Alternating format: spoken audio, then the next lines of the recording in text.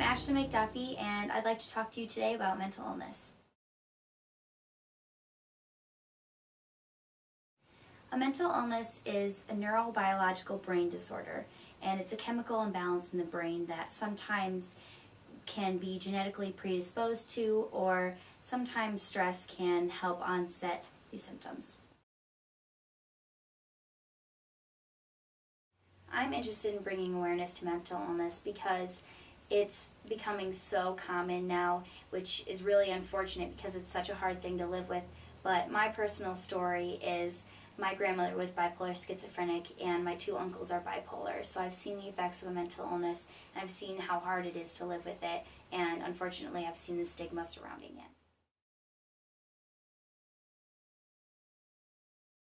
Mental illness is so important to know about because it is becoming more and more common. 15 million Americans suffer from a mental illness and 7.5 million of them are adolescents and teens. So I feel knowing more about a mental illness and being more educated about it can help you gain more of an understanding for them and make it easier to support them in their hardships that come with it.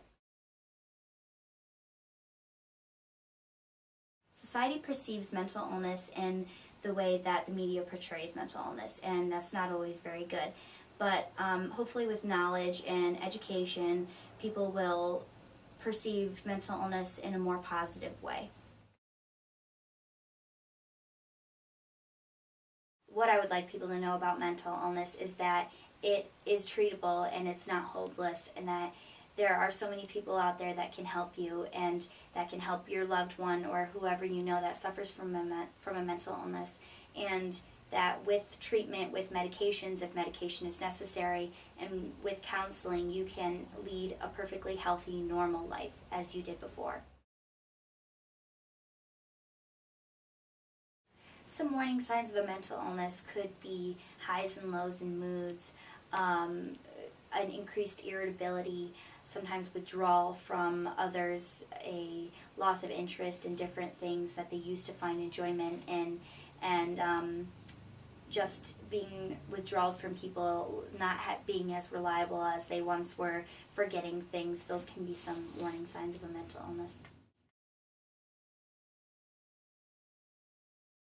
Mental illness is so difficult to come to terms with because of the stigma surrounding it. It's often viewed in a negative way, and hopefully with education we can change that. But also it's difficult because sometimes medication is needed and sometimes counseling is needed, and that's kind of a nuisance that you'll have to live with for the rest of your life. So it's hard to come to terms with, but once you do, your life will change for the better and you will be able to lead a normal, healthy life. Mental illness is no different than a physical disability. It's different in the scientific aspect, as it's a chemical imbalance in the brain and it's a neurobiological brain disorder, but it isn't any different in the aspect that you need support, you need family support, and you need people to be there to help you. So that in that aspect it's the same. Unfortunately, it isn't viewed as the same way. With the stigma to it, people aren't as gracious with a mental illness as they would be with a physical disability. Individuals with a mental illness face all types of stigma. Most commonly, they face it in the workplace, where they may not get a job because they're viewed as unreliable or unpredictable, which is completely unfair, and hopefully will no longer be the case once we get education out there and get the word out there, the truth about mental illness. But also in schools, for children who are mentally ill, sometimes they have to face bullying and things as such because they're viewed as different or weird, and hopefully they won't have to deal with that once people are educated. Mental illness does affect children. Sometimes it's most common in children because illnesses, most of them manifest in the childhood, adolescent, teen years. So that would be very common for children to suffer from a mental illness.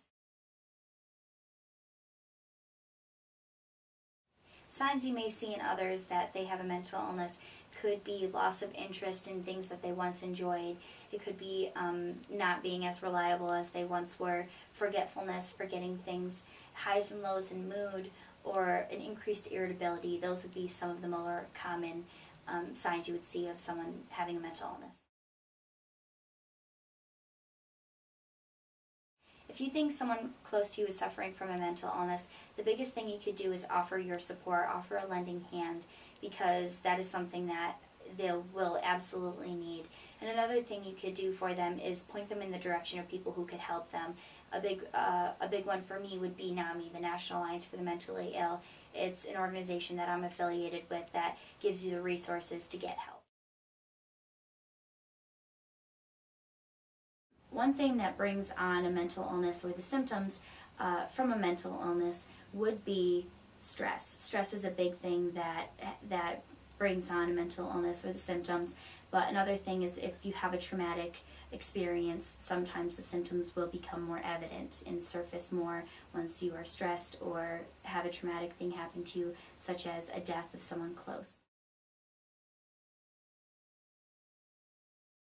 Drugs and alcohol are a very big thing for people who are mentally ill, because sometimes they feel they can self-medicate and that they can make it go away themselves, which is completely incorrect, because if you self-medicate with alcohol, then what they don't know is alcohol is a depressant, and it can actually make you feel sadder or make symptoms worse for someone who is mentally ill. And drugs would also be something that people may feel like they're self-medicating and could make things better by slowing down their minds, slowing down their thoughts, if it was someone who is, for example, schizophrenic. But it doesn't always go that way. In most cases, it hurts them more, and it becomes a big problem. So I would say, please do not self-medicate, and please don't add drugs and alcohol into the mix of a mental illness.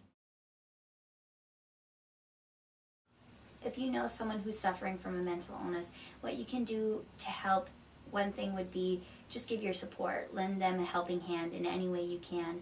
And another thing would be, if they aren't already seeing someone for therapy or counseling or psychotherapy, then please try to get them to, persuade them to go see someone and talk out their issues. Also, if they aren't on medication, please try to get them to see somebody to see if medication is needed and what types of medication would be best for their situation.